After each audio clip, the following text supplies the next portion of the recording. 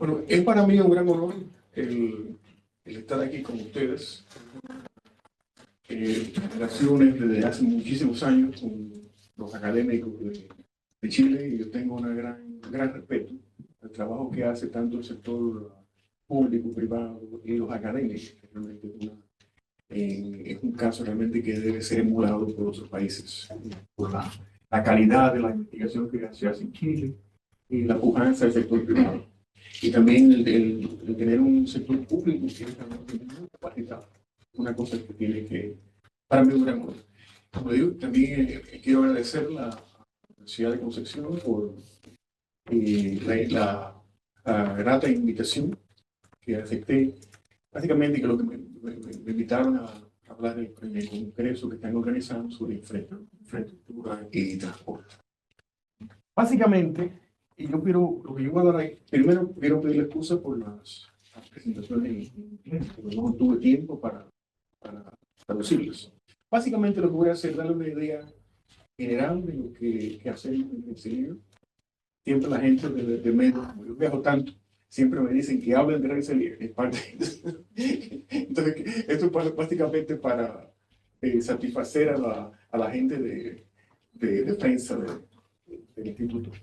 Y luego voy a hablar de una serie de qué son los principios que creo que tenemos que utilizar en la lucha contra el cambio climático.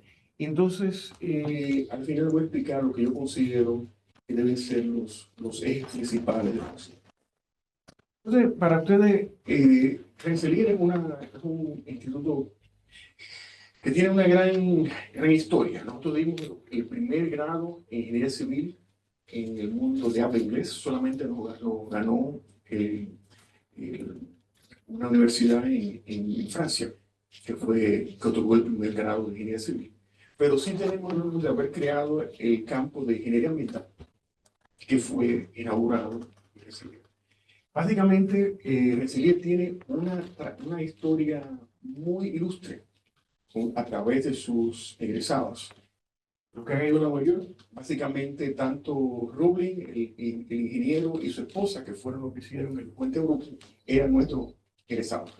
Y también Rensselaer tiene una historia muy grande de ingenieros latinos desde los años 1850 además.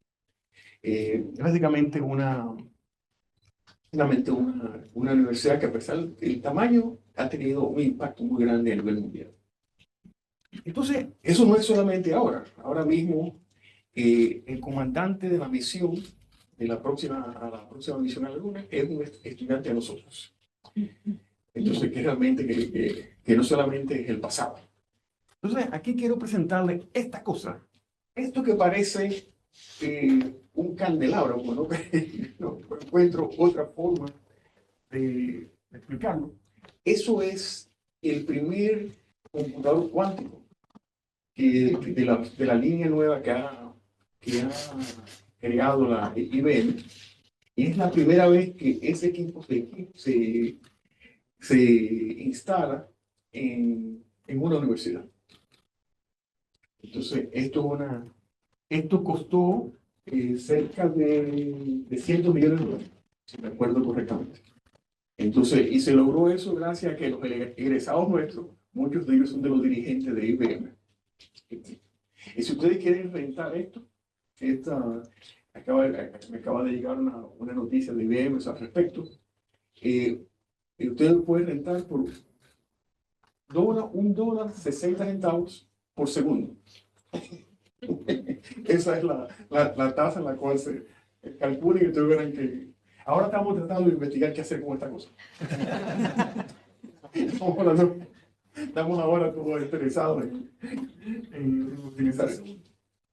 Básicamente, también muchas de las cosas que voy a explicar han sido hechas por la gran cantidad y los excelentes colaboradores que son básicamente mis estudiantes. Es decir, que lo que voy a hablar ahí son cosas en las cuales todos mis estudiantes han tenido algún tipo de participación. Lo primero que quiero establecer es que los problemas complejos no tienen soluciones fáciles. Porque si la tuviera, el problema no fuera complejo. Entonces, Y yo siempre menciono eso porque tenemos una tendencia al ser humano a, eh, le tenemos un miedo profundo a la complejidad. Pero eso, eso nos puede ayudar a nosotros en como personas, pero a la hora de enfrentar problemas complejos, estamos claros que las soluciones simplistas no van a funcionar. No hay balas mágicas. Y si alguien le quiere vender una, agarre la cartera, porque lo están engañando. Básicamente, quiero comenzar con esto. El grueso de las emisiones son producidos en las áreas metropolitanas. Ahí es que tenemos que enfocar los esfuerzos. Muchos de mis amigos están empecinados en transporte interurbano, soluciones multimodales, etcétera, etcétera, pero eso no son. Y básicamente, lo que dice NASA realmente es lo correcto, 70%. Y eso es básicamente atribuido a transporte y manufactura. Entonces, hay que enfocarse en las áreas urbanas. Entonces, además, el cambio climático es clasificado como lo que se llama un problema de acción colectiva, que son los problemas en los cuales los incentivos que se le presentan a los actores que participan en eso llevan a los actores a tomar decisiones que están en contra del óptimo social. Pero la implicación es, y la única forma de, de, de sobrepasar estos problemas es básicamente acción colectiva. Y eso es lo que explica que, entre otras cosas, personalmente, no hay mala mágica, ni siquiera la electrificación, como yo voy a explicar más tarde. Entonces, fundamentalmente, en el sector de logística y transporte de carga, uno tiene que cuestionarse quién contribuye a esas externalidades. Y como yo pongo aquí en la diapositiva, eso suena como una pregunta tonta. Es decir, bueno, son los transportistas que lo hacen. Pero ¿qué pasa? Cuando uno comienza a desentrañar qué son los factores que producen las emisiones, uno se encuentra con lo siguiente. Estas externalidades que vemos a todos los transportistas producir dependen de la cantidad de entregas, de la congestión, la falta de parqueo, etcétera, etcétera. Además de eso tenemos las condiciones del mercado. Las condiciones del mercado juegan un papel importante en la generación de externalidades. Los mercados, en todos los países que yo conozco, debido a la desregulación del sector de transporte, comenzando en los años 80, hay más camiones que lo que se necesita. Mi estimado para el caso de los Estados Unidos, Colombia, República Dominicana y otros, indican que hay 2 a 3 veces la cantidad de camiones que se necesitan, técnicamente hablando. Claro, eso se traduce en costos bajos, pero también se traduce en ¿qué? En bajos niveles de utilización. Examinen la próxima vez que ustedes pasen al lado de un camión, ustedes van a encontrar, examinen la cantidad de espacio de carga que ha sido usado. Y no se sorprende si va a encontrar que es un 30 o 40%. Entonces, eso significa que para transportar carga, ahora mismo hay más camiones para transportar luz. Entonces, aquí también ahí entra la economía de las ciudades. Eso depende, la eficiencia del transporte de carga depende de dónde están las actividades, la distribución espacial de las actividades, la estructura de las redes, etcétera, etcétera. Aquí también depende del sector inmobiliario. Ellos son los que deciden cómo los edificios se van a usar, a qué hora van a hacer entregas, etcétera, etcétera. Yo he caminado mucho en ciudades y a veces me encuentro yo con una placa que dice entregas entre 2 y 5 de la tarde. Y yo le pregunto a la gente, ¿por qué es eso? Bueno, la respuesta típica es, bueno, yo vine aquí, yo comencé a trabajar aquí en 1995 y ya la placa estaba ahí. Entonces, todas esas cosas restringen la actividad de carga. Y también, entonces, la tecnología, las decisiones tomadas por los suplidores y la gente que recibe la carga. Entonces, ¿qué se ve ahí? que los transportistas son influidos por toda una una red de actividades que que cada uno de esos agentes toma decisiones para que la carga se transporte como ellos consideren, pero eso tiene un impacto en la eficiencia y las emisiones producidas, y la congestión, y accidentes y todo eso. Entonces, para demostrar esto, lo que tiene aquí son cadenas logísticas reales. Fue un proyecto, el proyecto de cargas nocturnas que hicimos en la ciudad de Nueva York, y nosotros instalamos unidades de GPS de alta fidelidad que tomaban coordenadas segundo por segundo. Entonces, como ustedes pueden ver aquí, este es un camión, este es un centro de distribución que está básicamente a 250 kilómetros de la ciudad de Nueva York. Entonces manejan eso para hacer entrega. Entonces lo que está aquí, lo que nosotros hicimos fue computar las responsabilidades de los agentes envueltos. ¿Qué encontramos? Los recibidores incrementan las emisiones en un promedio de básicamente de 40 cerca hasta casi 50% de las emisiones. Y eso se atribuye a la decisión de tener entregas diurnas. Entonces, si hacen entregas en la noche, básicamente las emisiones bajan tremendamente. En las ciudades y el sector inmobiliario contribuyen entre 9 y 23% por la falta de parqueos adecuados. Si no hay parqueos para camiones para que hagan entregas, no se puede, hay que entender que eso lo que lleva es a que los camiones tengan que parquearse en el medio de la vía. Y eso es un problema que es de las ciudades y el sector inmobiliario. Y el resto que está aquí son básicamente las decisiones hechas por los suplidores y los transportistas. Los suplidores y los transportistas son básicamente una unidad. Si no hay transporte, los productos no se envían. Si no hay producción para transportar, no hay flujo de transporte. Entonces hay que verlo como una unidad. Por cierto, estos por ciento no suman 100% porque son diferentes valores casos de todos los escenarios que hay. Pero eso le indica a ustedes, la implicación de eso es que no es concentrarse solamente en los transportistas, solamente resuelve una parte del problema. Eso es lo fundamental. Entonces, ahí existen, nosotros pensamos, como todas las generaciones de humanos, que nosotros somos los primeros que estamos usando tecnología. Y es una falsedad. Nada más que pensar la tecnología de cómo hacer fuego hace 50.000 años. Entonces, aquí,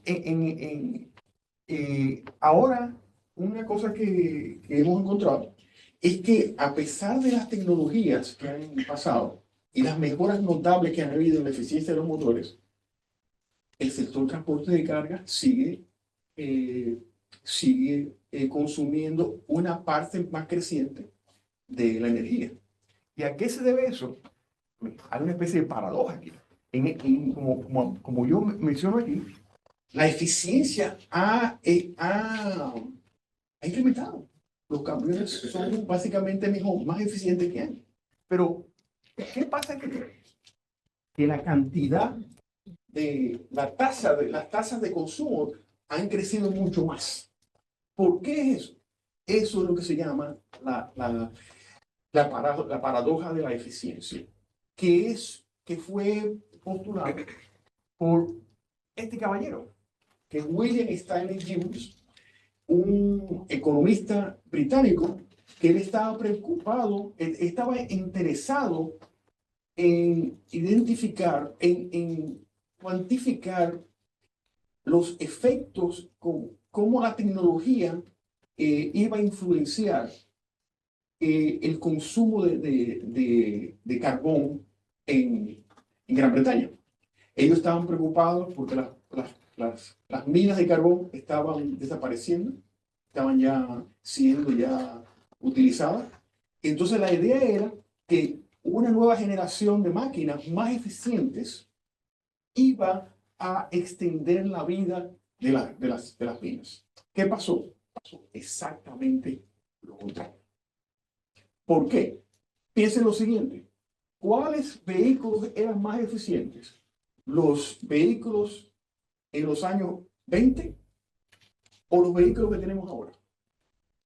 Los vehículos ahora son 50, 70 veces más eficientes de lo que había en los años 20. Pero ¿cuáles consumen más? ¿Los vehículos de ahora o los viejos de 1920? ¿Por qué? Porque en esencia, lo que ha pasado aquí, que los costos bajos producidos por la desregulación, lo que hizo fue apoderar la globalización económica, las ventas el consumo de las ventas de Internet y todo eso. En esencia, nosotros estamos haciendo más actividad de carga que lo que hacían antes. Y eso hay que contener. La conclusión fundamental aquí es que la tecnología no va a resolver el problema de cambio climático. Porque siempre y cuando esa tecnología reduzca los costos, que es lo que se necesita para que la tecnología triunfe en el mercado, eso va a inducir demanda. Entonces la tecnología, el rol de la tecnología puede jugar un papel importante, pero hay que complementarlo con otras medidas. ¿Por qué es eso? Porque cuando nosotros pensamos que una tecnología simple y llanamente reemplaza la tecnología anterior. Pero, ¿qué pasa? Que no solamente hay un efecto de sustitución, hay un proceso de inducción de demanda. Y esa es la realidad que tenemos que lidiar. Entonces, complicando la cosa, han habido incrementos grandes en la generación de viajes. Yo le comentaba aquí al profesor Garrido y a Mabel que una de las cosas que hay que hacer aquí, ustedes tienen que hacer un estudio de generación de viajes de carga. Porque ahora mismo yo dudo que te tenga una idea clara de cuántos viajes de camiones son producidos por el sector restaurante. ¿Usted tiene alguna idea de eso? Entonces, eso, paso número uno, hay que cuantificar el problema. Y también estudiar las entregas, que la población de cuántas personas viven en el área metropolitana de Santiago. 7 millones. Yo estimaría que, por ejemplo, en esa hay cerca, 7 millones, es posible que aquí haya entre 200.000, cerca de 200.000 entregas a establecimientos comerciales. Están todos ahí. Y posiblemente entregas a paquetes de Internet. Estaríamos hablando quizá posiblemente 300.000. Utilizaron tasas que hemos encontrado en otros países. Eso es una cantidad enorme. Entonces, esto es lo que ha pasado. Esto fue esto es lo que vemos en estas ciudades. Pero estos son las entregas de paquetería. Las estadísticas que tenemos en los Estados Unidos es que el número de entregas, órdenes, hechas a hogares es más grande que las entregas hechas al sector comercial, que son el sector tradicional. Pero al mismo tiempo, el número de camiones, de camiones transportando carga para establecimientos es más grande que la paquetería.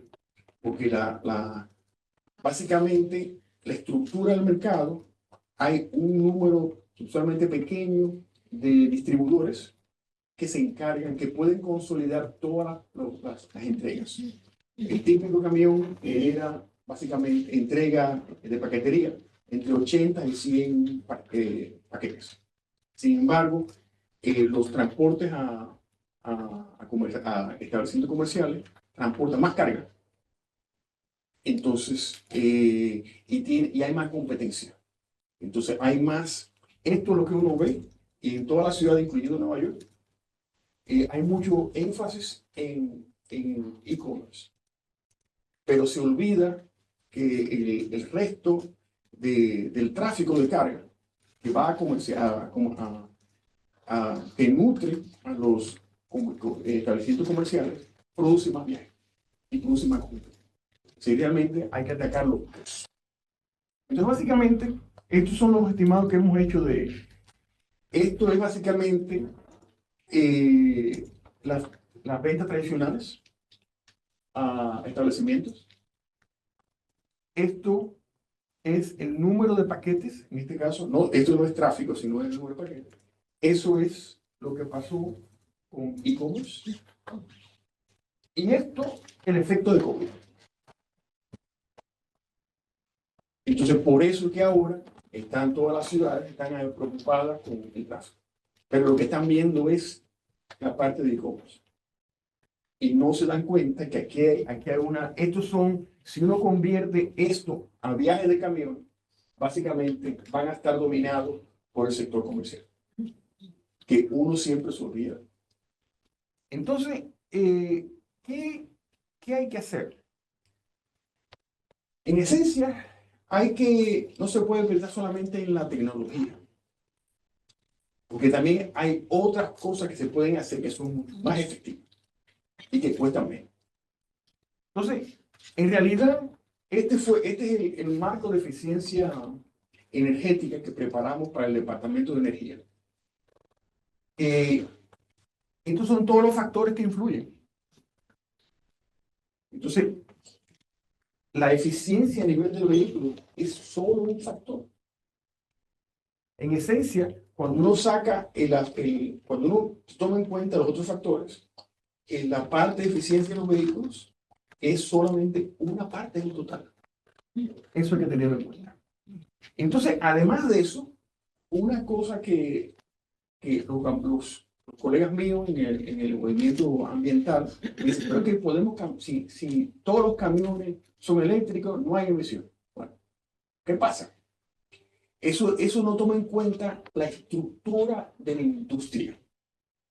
En realidad, para darle una idea, si uno toma en cuenta cuando nosotros hay un problema de percepción. Cuando uno piensa sobre lo que es un transportista, compañía transportista, ¿qué viene a la mente? Vienen las marcas, las compañías famosas, FedEx, UPS, DHL, etcétera, etcétera. Eso es lo que viene, lo que nos viene a la mente. Pero ¿qué pasa? Esas compañías son una porción minúscula del sector transporte. Todas esas compañías que uno puede nombrar manejan menos de 500.000 camiones. Pero ¿cuántos camiones hay en los Estados Unidos? Casi 16 millones. Entonces, pensar en las necesidades de esas compañías que son así, muy prominentes y notables, no resuelve el problema. Porque ¿quiénes son los que producen el grueso de las emisiones? Los otros. De hecho, además de eso, cuando uno piensa en transporte de carga, uno piensa en los transportistas que son como transportistas independientes. Pero ¿qué pasa? La mitad de la carga, usualmente, es transportada por compañías que tienen 2 o 3 camiones y lo utilizan para mover la carga que ellos necesitan. Esa gente no son transportistas, pero ellos mueven la mitad de la carga. Entonces, esta gente, la mitad, no están interesados, digamos, en vehículos eléctricos, porque el uso que tienen es básicamente, ¿para qué lo van a comprar? Entonces, y además de eso, hasta consecuencia de la liberación de mercado, los transportistas están la base, porque es una pirámide con una base muy ancha. Entonces, estos que están aquí abajo realmente están luchando para mantenerse. Y si ellos no están manejando, y si ellos no están generando suficiente dinero para ni siquiera para mantener el camión, ¿van a comprar vehículos eléctricos? Olvídese de eso. Esa es la realidad. Cuando yo hablo con transportistas, una de las cosas que les exhorto a todos ustedes, hablen con transportistas, no solamente las compañías prominentes, estamos hablando de las personas de la base, para que ustedes entiendan la realidad. Cuando tú hablas con ellos, los transportistas así de la base, con los cuales yo he hablado miles de veces con ellos, ellos explican su situación de la siguiente forma. Ellos dicen, nosotros nos comemos los camiones, que es exactamente correcto. Porque ese basic, entonces ellos nos comemos los camiones. Cuando el camión, puff, se daña, no tienen para qué, no tienen con qué repararlo, se lo venden a otro, y esta persona que lo compra dice, bueno, yo sí soy un calificado para... Entonces, en esencia, eso hay que lidiar con eso. Entonces, básicamente, hay toda una serie de cosas que se pueden hacer. Y lo que básicamente en el corto plazo hay que manejar la demanda de transporte de carga, fomentando cargas nocturnas, escalonamiento de entregas, medidas para a los grandes generadores de carga, etcétera, etcétera. Hay que hacer algo con la sobreoferta de camiones, porque eso es un impedimento muy grande para la sostenibilidad. Básicamente, hay que hacer cosas como planificación. Hay que fomentar uso de suelo eficiente para la logística. Entonces, básicamente, en el largo plazo, en el corto plazo, las más impactantes son básicamente el manejo de la demanda. Entonces, para darle una idea, estos son los resultados de esto es carga nocturna. Este es un camión transportando productos de noche y aquí está de día. Como pueden ver aquí, este vehículo maneja 25 kilómetros más para evitar la congestión. Estos son los efectos aquí tiene costo de transporte, costo generalizado, y aquí tiene CO2. Como ustedes ven aquí, son prácticamente similares. Entonces, estas medidas reducen los costos y también reducen las emisiones. Entonces, aquí tienen, esto se ha implementado en ciudades como Sao Paulo, Bogotá, Sydney, Copenhague, Oslo. Entonces, es una cosa que se puede hacer y que requiere y que tiene unos impactos notables. Estos son los ahorros medidos con los GPS de los vehículos. En el caso de Bogotá, que fue básicamente un cambio de horas de 6 a 10 de la noche, eso reduce las emisiones instantáneamente por un factor del 13%. Entonces, además de eso, eso reduce los costos entre 30 y 55%. Si eso se aplica a nivel mundial, estamos hablando, estos son gigatones de CO2. Son unas reducciones sustanciales. Escalonar las entregas de grandes generadores de carga. Este es el caso del puerto de Nueva York y Nueva Jersey, que está aquí en el medio de un área metropolitana de 20 millones de personas. Los camiones entrando ahí producen una congestión, pero increíble, porque todas las redes están súper congestionadas. Pero fíjense esto, estos son los ahorros que se pueden obtener si esa gente, si las horas de arribo se modifican. Miren aquí la reducción. Pero fíjense aquí cuáles son las horas del puerto, que son básicamente las horas más congestionadas durante el día. Entonces, eso tiene unos efectos importantes. Entonces, ¿cuáles son las implicaciones? Que básicamente manejar eso, el tiempo de arribo, es fundamental y se puede hacer con costos mínimos. Sí. En la parte de uso de suelos, estos son básicamente, este es el caso de Cali. En este caso, habían 3 ciudades que básicamente sacaron de las actividades industriales y logísticas que estaban antes en Cali y le enviaron al norte. Pero la ciudad crece para el sur también. Entonces, básicamente, esto ha creado una situación en la cual los obreros que viven aquí abajo trabajan, tienen que viajar para llegar a los centros de empleo. Y los camiones tienen que ser del norte, tienen que bajar totalmente hacia el sur, creando una congestión, pero increíble. Entonces, aquí lo que se necesita es tratar de crear, reducir los costos privados y sociales, que solamente se puede hacer integrando las actividades logísticas dentro del contexto urbano. Porque lo que se ha traducido, lo que se ha planteado siempre como parte del nuevo urbanismo es segregar las actividades de carga. Pero eso no toma en cuenta de que las actividades de carga no solamente son los centros de distribución en los puertos, es toda la economía, incluyendo nuestros hogares, que somos parte de la. Entonces, lo que hay que hacer aquí, en vez de segregación, es integración de esas actividades en una forma que respete los deseos de las comunidades.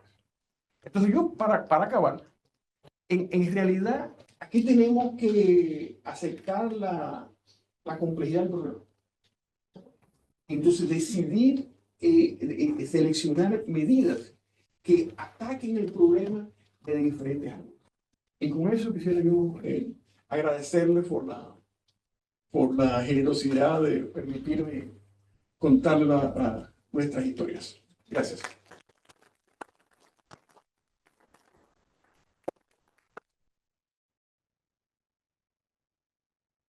Muchas gracias, José. Ahora lo invitamos porque yo creo que después de esta interesante presentación es bueno que podamos discutir también con actores de la industria, del ministerio y con José mismo respecto a este tipo de iniciativa y que estamos haciendo aquí en Chile también. Me interesa también conocer tu opinión respecto a lo que estamos haciendo. Entonces, vamos a tener ahora un panel de conversación donde va a participar José Holguín Peras, lo va a moderar Rodrigo Garrido y también va a participar Pastor Lyon, que es el gerente de planificación integrada del Express.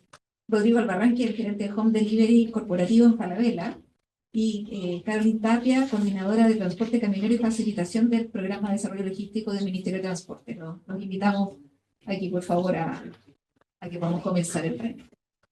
Sí.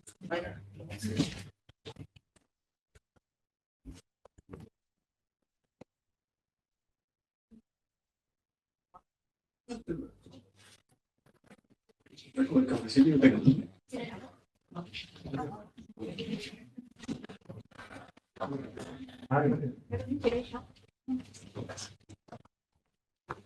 Bueno, en honor al tiempo vamos a partir inmediatamente, además de agradecer a José Holguín por su excelente presentación.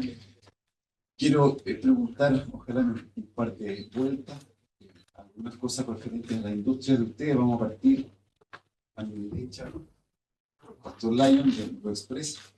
Entonces, quisiera saber, Pastor, en el mercado de ustedes y en la industria de ustedes, ¿qué están haciendo y cómo ven los desafíos de precisamente los operadores que tienen que hacer esta distribución urbana en la última milla y en la primera milla también? Perfecto, ¿se escucha? Sí. Y primero que todo, darle las gracias, José. Espectacular la presentación. No sé que uno mucho puede aportar después de esa gran presentación con tanta información, con tanto trabajo. Creo que quizás lo que va a aportar un poco recalcar algunas cosas que me gustó poder ver, porque así como que uno o todos nos vamos como dando confianza de que hay que seguir en la línea de que se ha estado trabajando especialmente con el Conecta Logística. A ver, yo creo que los desafíos están a la vista, son tremendos. Yo creo que solo con imaginarse cuántos camiones de delivery o de consumo masivo pasan por nuestra casa todos los días, es impresionante. Yo sé, es fácil si uno suma todos los operadores logísticos de e-commerce que están hoy día más de moda, pero si uno ve todo lo que están abasteciendo tiendas, deben ser por lo menos unos 20 camiones que están pasando todos los días por nuestras casas. Y efectivamente, si uno lo abre, deben ir al 10-15%. Normalmente los que están entre ciudades van muy llenos, o los que están saliendo de un centro de distribución van muy llenos, pero los que están en la última milla van muy vacíos. Entonces yo creo que todos los desafíos que tengan que ver con cómo eliminamos camiones, cómo eliminamos tiempos muertos, cómo eliminamos hartos movimientos, que no solo es un problema de la logística, si uno piensa en educación, o sea, en Chile yo creo que tenemos un gran problema que la gente se mueve mucho a los colegios, mucho a las universidades, y ahí también hay un tema que es cómo se va diseñando la ciudad o cómo va mejorando la educación, también puede ayudar. Entonces, con respecto un poco, me voy a la parte e-commerce, que hoy día me toca más. Nosotros, al menos lo que estamos buscando desafiar con respecto a lo mismo, somos fanáticos del fuera de casa. O sea, con la pandemia se fue todo a entregar en las casas, y que está perfecto, pero nosotros hoy día estamos con mucho fanatismo de agregar más opciones. No es que queremos eliminar la opción de la casa, sino que dar más opciones. Y una de las que nos gusta mucho, que estamos, yo creo que la mayor inspiración que tiene Blue es de Polonia, de una empresa que se llama Impost. La pueden buscar, porque hay mucha información disponible, porque ellos su información es pública. Ellos son fan del fuera de casa. Quizás algunos números me equivoco, pero creo que más del 80% de sus entregas son fuera de casa. Y lo que ellos hicieron fue crear una red gigante de lugares donde uno puede ir a dejar y a buscar su carga. Porque quizá uno cuando piensa, el problema lo tenemos al entregar la carga, pero hoy día, y quizá aquí me pueden ayudar con cómo ha cambiado el tema del e-commerce, porque antiguamente, por ejemplo, un Falabella tenía su grande bodega o grande centro de distribución y ellos estaban a cargo de toda la carga. Hoy día ha ido cambiando eso y hay muchos sellers. O sea, un marketplace puede tener 5.000, 10.000 sellers y hay que ir a buscar esa carga también, todos los días. Y hay algún seller que puede vender 5 productos. Y hoy día cada vez más hay más pymes, más empresas. Entonces, no solo entregar, sino también se ha vuelto un problema ir a buscar todos esos movimientos adicionales que se están generando. Entonces, el tener lugares donde yo puedo ir a dejar, solo para que tengan un orden de magnitud, por ejemplo, en Blue Express, de estos sellers que estoy hablando, la mitad va a dejar a un punto. O sea, porque tienen 5 o menos paquetes, entonces ellos buscan en la página, obviamente, y van a un punto cercano. ¿Cuál es la clave? Que lo estábamos conversando antes, crear más puntos, pero no es crear por crear, porque a veces también nos pasa a nosotros que tenemos en una cuadra 3 puntos y no tiene mucho sentido, sino que hay que crearlo eficientemente. Y, por ejemplo, Impost tiene una medida que ellos miden a cuántos puntos están a menos de 7 minutos de mi hogar. ¿Por qué? Porque si es que no están muy cerca del hogar, quizás me tengo que mover en auto, y la solución puede ser un problema, porque estoy generando quizás más CO2, ¿cierto? Y el caso de Impost, de ir generando, que creo que ya tiene una cobertura de más del 60%, está a menos de 7 minutos, han logrado para esos puntos bajar un 75% el CO2. ¿Sí? Entonces, es importante, y lo que estamos buscando nosotros es generar esos puntos. Hoy día tenemos cercanos a 2.700, se agregaron todas las COPEC, son lugares que dan mucha confianza, 24/7, pero tenemos que crecer, porque creemos que con un ratio cercano a los 20.000, 30.000 puntos podemos llegar a que la población esté más cerca y pueda ir caminando, ¿ya? Es un poco el ejemplo, pero solo quería comentar que hay demasiadas formas de realizarlo. Por ejemplo, una de las formas hoy día, normalmente nos pasa lo mismo quizás en Colombia, los centros de distribución están todos lejos de la ciudad. Entonces, una muy buena forma es acercarse a la ciudad. Y al acercarse a la ciudad, yo puedo ir con un solo camión, donde después abro la entrega. Pero ¿qué pasa? También tenemos que ver con las cosas colaborativamente, porque si yo quiero ir a una comuna industrial, quizás hay terreno. Pero, por ejemplo, en Vitacura o en Las Condes, puede ser que no lo haya. Entonces, algo colaborativo podría ser que, por ejemplo, utilicemos un mall, donde en la noche los estacionamientos de los malls no se utilizan. Entonces, yo podría generar un centro de distribución spot o momentáneo, llego con los camiones, abro en bicicleta o abro en gente que va caminando, que eso también es muy bueno, ir cambiando la entrega a gente caminando, gente en bicicleta y poder explotarla. Entonces la colaboración también es algo importante que creo que hay que recalcar. Y solo para cerrar, para poder dar paso a los demás, creo que es importante cómo la regulación va ayudando, porque por ejemplo hace un tiempo con Conecta Logística estábamos hablando mucho de los camiones eléctricos, pero si uno ve la ordenanza municipal, y me corrige, no sé si se llama ordenanza municipal, pero yo creo que el horario que está prohibido para entrar a la ciudad, o el que está permitido, mejor dicho, más fácil, es exactamente el horario donde hay más tráfico. O sea, por ejemplo, en todas las grandes ciudades de Chile, uno puede entrar con los camiones entre 6 y 10 de la mañana, normalmente, entre 8 y 10. Y creo que es el peor horario para entrar. Entonces, si uno fuera cambiando eso, o en la noche, entre las 2 y las 3 de la tarde, lugares donde hay horarios donde hay mejor entrada, los camiones también dan menos vueltas, porque un camión donde hay tráfico no sabe dónde estacionar si se puede dar 5 vueltas para lograr estacionar. Entonces creo que ese trabajo en conjunto y actualizar y otras cosas puede ayudar un montón. Muchas gracias, Pastor. Pasamos a Rodrigo Albarrán del Grupo Falabella. Quisiera, Rodrigo, que nos contara un poco si ves alguna de las acciones que nosotros hacemos en Chile relativo a lo que mencionaba José y tu experiencia, que también entiendo que los países vecinos también están operando con esto, que nos cuentes un poco si hay diferencias con nuestros países vecinos en esto. Ok, bueno, a ver, sí, bueno, aprovecho de agradecer a José, la verdad es que esto es muy interesante la presentación, muchas gracias por compartir su conocimiento. Bueno, nosotros como Grupo Falabella tenemos operación en varios países, pero como Falabella Retail o Falabella estamos en Chile, Perú, Colombia, y Sodimac en Argentina, Uruguay, Paraguay, México, Brasil. Con respecto a la última milla, efectivamente, nosotros siempre estamos buscando, ojalá, tener la mayor cantidad de autos eléctricos posible, pero la verdad que, por un tema quizás, si no hay una ordenanza, como decías tú, lo comparto, realmente nosotros como empresa privada tratamos de buscar la mayor relación entre precio y calidad. Entonces, realmente el auto eléctrico, hoy día por lo menos, el empresario que invierte en auto eléctrico nos cobra una tarifa más cara hacer con delivery con autos eléctricos que con un auto a combustión interna. Entonces, en general nosotros estamos repartiendo hoy día quizás un 10%, un poquito más por ciento, un poco más del 10% de todo lo que despachamos en Chile se reparte con flota eléctrica y el resto es con camiones de explosión de motor a combustión interna. Como Falabella no tenemos ningún camión, o sea, son todos arrendados, subcontratamos empresas que tienen camiones. Entonces, nosotros no hacemos inversión en camiones. Privilegiamos igualdad de costo, igualdad de calidad, privilegiamos un auto eléctrico con un auto de combustión interna. Pero generalmente, hoy día al menos, sigue siendo más competitivo lo de combustión interna. Entonces, dado esa línea que estamos tratando de hacer, hemos estado, más que nada, es cómo densificamos la ruta. O sea, hay un tema de cómo metemos más camiones, porque la verdad que cuando un camión está repartiendo pierde mucho tiempo entre, primero, el tiempo de aproximación desde donde se genera la carga hasta el primer despacho, ahí hay una distancia del primer tiempo. ¿Cómo se acorta ese tiempo? Es teniendo puntos de explosión dentro de la ciudad. Estamos ocupando algunos estacionamientos de algunos malls para llegar con un camión primero, cargar camión chico y salir a repartir alrededor de ese mall. ¿Cómo se acorta ese primer tiempo? Segundo tiempo, el transportista gasta, no sé, del orden de 3 minutos en entregar y después, dependiendo de la densidad, gasta 5 minutos en desplazarse al segundo punto, 6 minutos, dependiendo de qué tan denso es.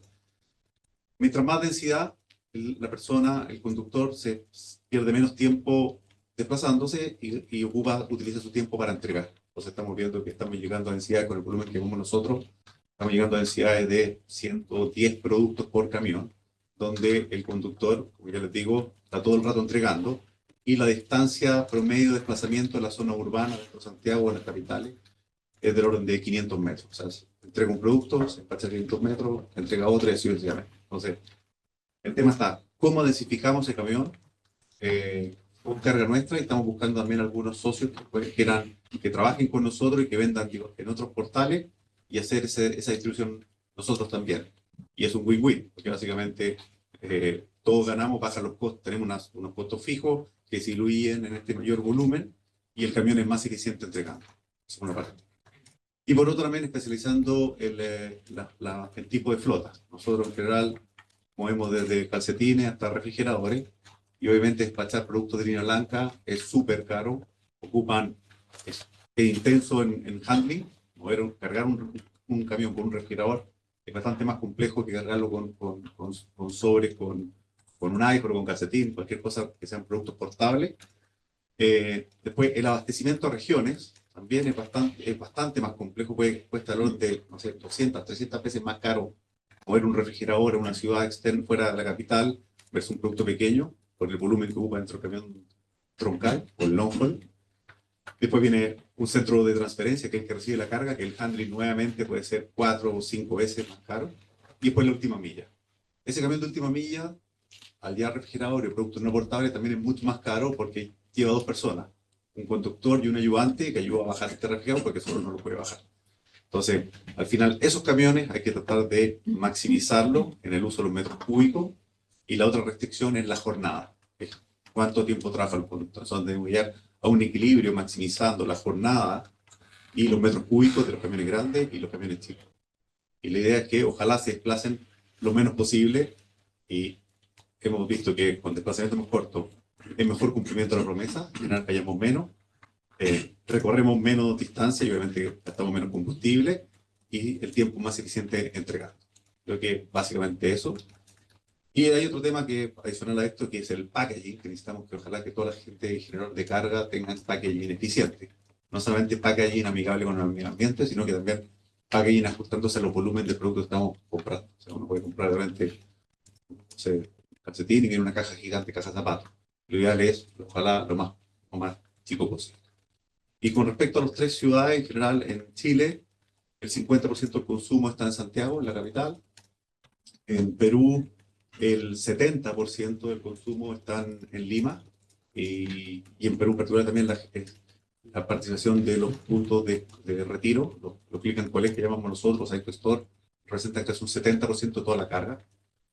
Y en Colombia está mucho más automatizado, donde está Bogotá debe pesar del orden de un 35-40% de la carga, y Cali y Medellín presenta otro 20-30% de la carga. Y en Colombia en general ha funcionado por un tema histórico, funcionan muy bien los puentes aéreos, en general las rutas, distancias muy cortas entre Bogotá y Cali son 500 kilómetros, pero el tiempo de tráfico puede ser 10 horas. Entonces los puentes aéreos funcionan bastante bien y hay empresas como Deprisa, que es parte de Avianca, o Servientrega, que tienen puente aéreo y se entrega a través del cliente. Muchas gracias, Rodrigo. Para Carolina Tapia, del Ministerio de Transporte, quería que nos comentara cuáles son los principales desafíos a nivel público en la implementación de estrategias de la última milla sostenible, por lo menos en grandes ciudades como Santiago. ¿Qué nos puedes contar de eso? Sí. Bueno, agradecer al profesor. Afortunadamente, estamos visualizando que dentro de los desafíos, muchos son los que nos planteó hoy día en la charla, principalmente en el contexto de que hoy día cerca del 88% de la población residimos en un entorno urbano y solo el 12% del país vive en zonas rurales. Y eso nos lleva al primer desafío, que ya lo comentaba, que tiene que ver con la congestión vial y el incremento en los volúmenes de entrega, producto del comercio electrónico que también comentamos, y el impacto que eso tiene en la eficiencia de las operaciones logísticas y en la calidad de vida urbana. Eso de la mano del segundo gran desafío, que es el impacto ambiental, porque las operaciones logísticas influyen directamente, como bien decía el profesor, en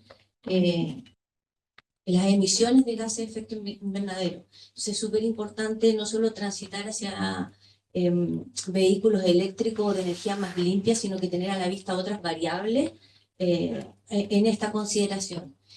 Uno de los grandes desafíos que también plantea la doctora acá dice relación con la planificación territorial y la infraestructura asociada, porque es importante considerar la planificación logística en el desarrollo urbano como parte de este trabajo coordinado y para poder tener soluciones sostenibles.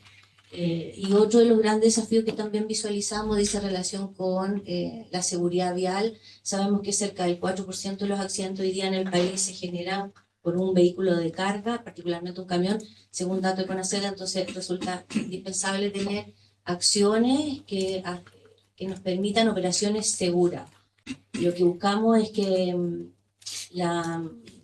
las operaciones logísticas nos permitan un desarrollo económico, ambiental y socialmente sostenible. Gracias, Carolina.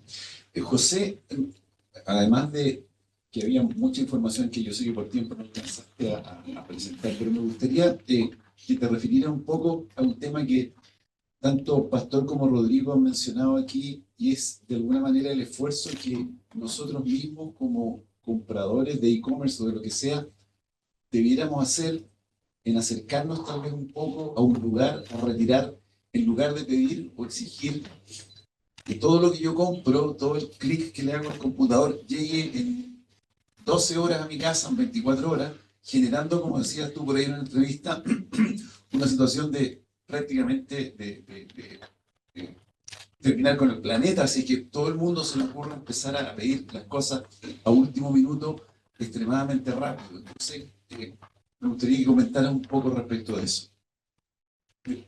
Bueno, yo creo que todos nosotros tenemos que realmente pensar en nuestra contribución al cambio climático. Porque obviamente el sector privado está interesado en vender y todo eso, pero también nosotros como clientes tenemos responsabilidad. Yo, por ejemplo, en mi caso, yo examino cuando yo voy a hacer compras en internet, yo digo, si yo puedo esperar, yo espero lo que sea. Porque hemos caído en una trampa de creer que todos los envíos, que puede ser una cosa a veces muchas veces tonterías que uno compra. Y uno está ansioso porque le llegue lo más rápido posible. Entonces uno tiene que tomar pasos para minimizar los impactos de nuestras decisiones. Muchos de los problemas que hemos encontrado es que, por ejemplo, el asunto este de las entregas diurnas. La velocidad de viaje en la noche son el doble más rápido.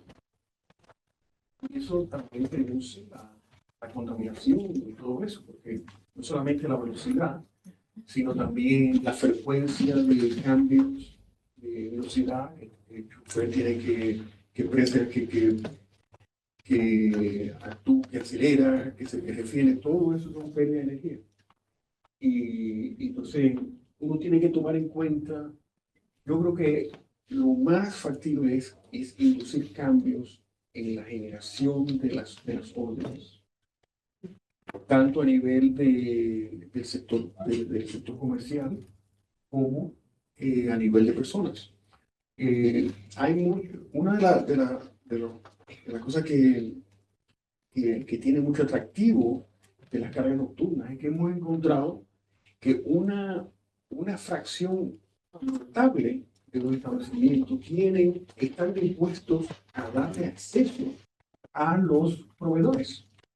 Hicimos una encuesta en los Estados Unidos y preguntamos a los responsables de establecimientos comerciales si ellos tenían un proveedor al cual ellos le darían acceso, le daban una llave para que entre al negocio. Y 35% dijeron que sí. Y de hecho, por ejemplo, en mi universidad, un día yo fui muy temprano en la mañana, a las 4 de la mañana, y voy caminando y viene un camión de Pepsi-Cola que me pasa, ¡pum! Y yo dije, ese es un proveedor confiable. Y de hecho, le caí atrás del camión y le di un susto tremendo al chofer que no esperaba a nadie cuando yo le estaba tomando fotos. Pero hay muchas, entonces, son cosas que se pueden hacer. Entonces, y es una tontería. Esa gente tiene ya proveedores confiables. No sé en Latinoamérica qué por ciento será, pero no me sorprendería que fuera igualmente alto. Porque un restaurante no compra comida a un primer loco que se aparece. Estamos hablando ahí que tienen generaciones establecidas.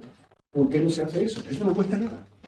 Pero sí hay que estudiar básicamente se puede hacer. El programa más grande ahora de carga nocturna no es Nueva York. ¿Cuál es? Sao Paulo. Sao Paulo.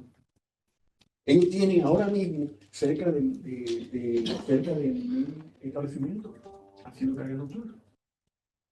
Entonces, ¿por qué no se hace eso? Eso cuesta nada. Es lo que es coordinación. En el caso de Sao Paulo, había una percepción de seguridad, un problema, pero resulta que la policía de Sao Paulo estaba buscando una forma de mejorar su imagen, se ofreció a ayudar y eso facilitó mucho. Entonces, porque a veces se piensa que Nueva York es una especie como de un planeta diferente, pero menciono el caso de Sao Paulo como algo muy relevante para Santiago. Y lo mismo pasa ahora en Bogotá, Cali, Medellín, que hay, no, son menores que los de Sao Paulo, pero eso es y eso es una cosa que no cuesta nada. Y tiene efectos inmediatos. ¿Por qué no se hace eso? Gracias, José. ¿Tenemos tiempo para una última pregunta? Una pregunta cortita. Aprovecho entonces la oportunidad de preguntarle a todos los panelistas qué apoyo, a lo mejor, qué colaboración creen que podríamos hacer desde la academia para tratar este problema conjunto que, como dice José, es un problema complejo, que tiene muchos actores. Entonces, ¿en qué sentirían ustedes que podríamos nosotros, en la academia, en todas las universidades, en los institutos técnicos, etcétera, colaborar para este tema?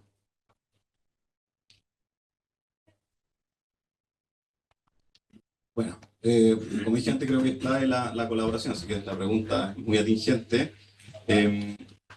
No sé, por ejemplo, voy al caso nuestro, pero la importancia de dónde va cada cubo, que le llamamos nosotros, que es un pick-up, un drop-off, dónde va cada uno es muy importante, ¿cierto? Para lo mismo que decía Rodrigo, la densificación, el lograr mayor ahorro de costo, mayor ahorro de CO2, porque una vez es como que cree que ser más sostenible es más caro, pero hay muchas formas de darle la vuelta y que sea más eficiente para todos, que sea un win-win.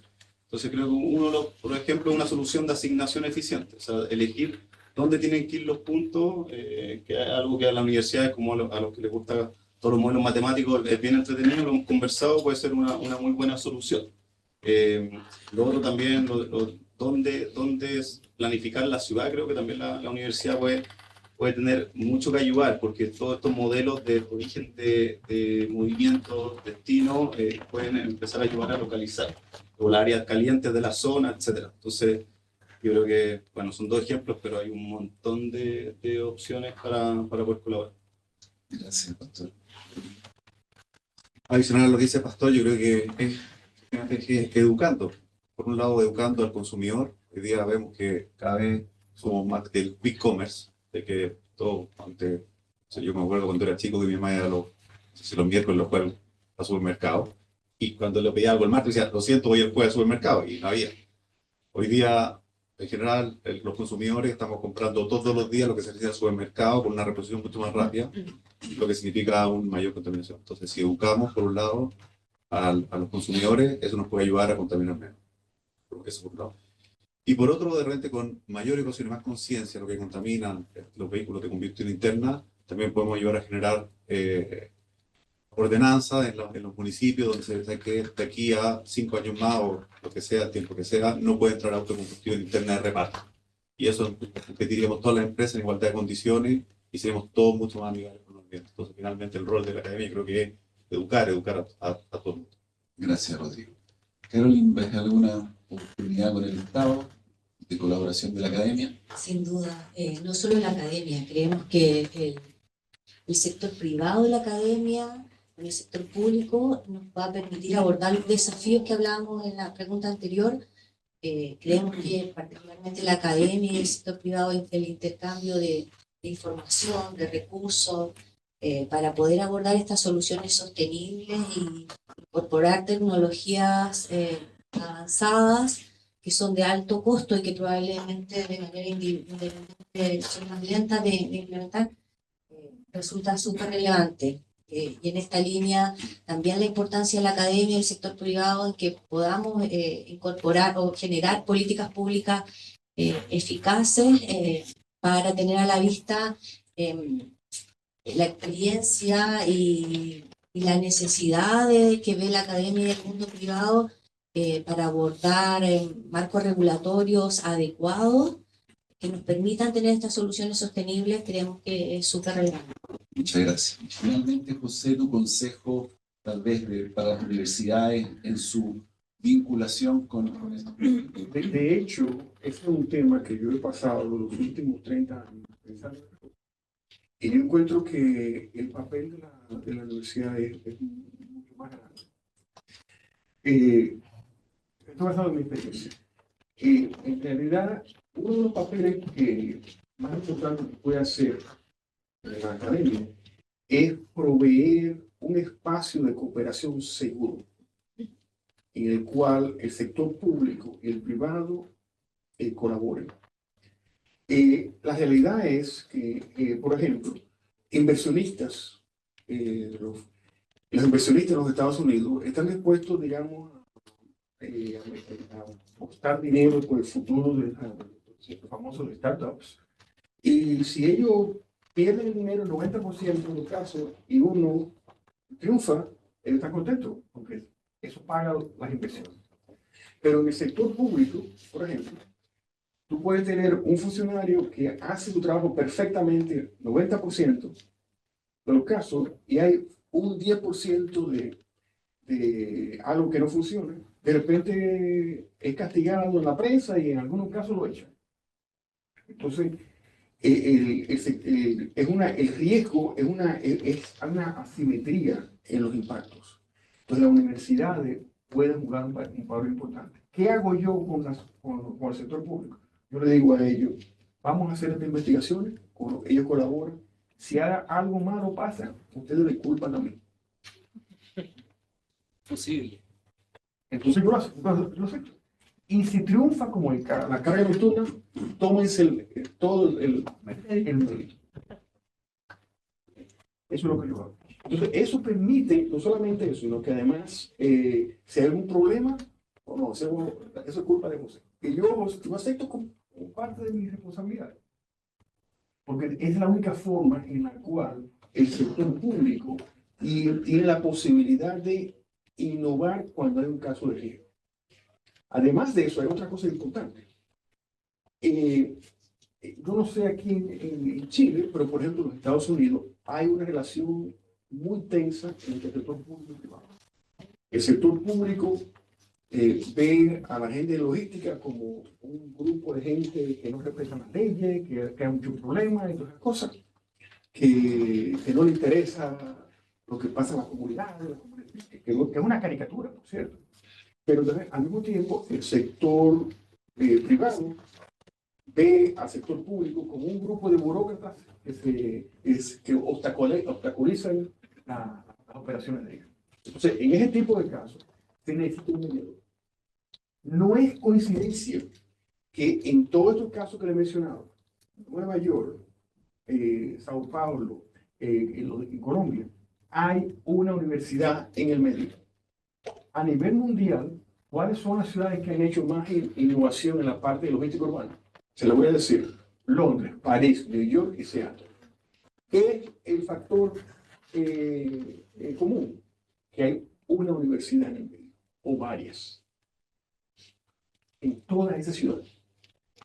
Entonces, eso permite la innovación. Además, en el caso nuestro, somos una universidad privada. El sector privado nos permitía a nosotros, nos daban datos confidenciales.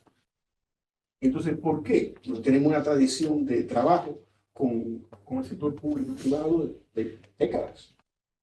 Nos dan datos. ¿Sabe qué datos nos compartieron las compañías? Las listas de clientes. Listas de clientes. Esos son los secretos del templo. Claro, nosotros defendemos nuestra vida. Entonces, tuvimos casos durante el proyecto de carga nocturna y otros, en las cuales yo enviaba un email a todos los socios, privados y públicos. Y la gente del sector privado, cuando respondían, sacaban a todos los recipientes del sector público. Lo cual me decía, José, eso que está sugiriendo el Departamento de Transporte, cualquiera agencia fuera, no nos gusta. Entonces pero sacaban a todos los del sector público. Porque ellos temen, porque el represalia, qué sé yo. Entonces yo tenía que pasar por este trago amargo de decirle al sector público, chicos, el sector privado está preocupado por esto. Claro, yo imagino que la gente del sector público, pero decían, pero José, ¿por qué no los dicen directamente? Y digo, porque están preocupados por la reacción de ustedes. Entonces yo tenía que pasar por ese trago amargo. Entonces, y a veces pasaba lo contrario. Entonces yo tenía que decir. Entonces, tener eso es indispensable. Es indispensable. Porque no hay, ellos tienen que tener un buffer de ahí de espacio, en la cual todos consideran, que todos puedan colaborar sin riesgo. Por cierto, la charla que yo voy a dar en Concepción es exactamente de esos temas. Así que estamos invitados a Concepción. Muchas gracias a José y a todos los panelistas y a Conecta Logística por la organización y esta excelente presentación de José. Muchas gracias.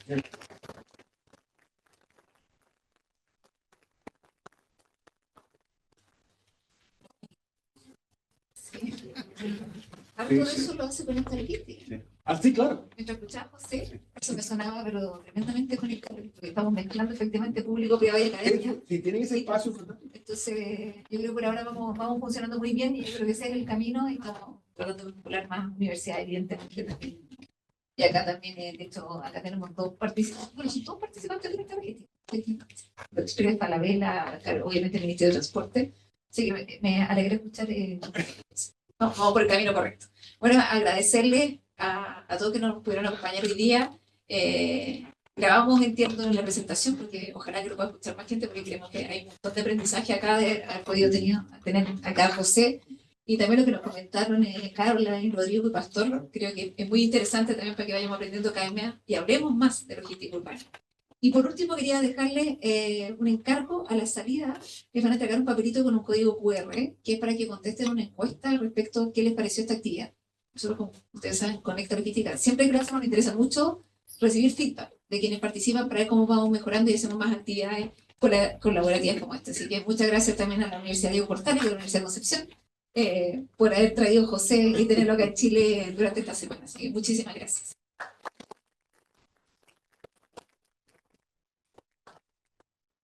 Sí, claro. No me digas.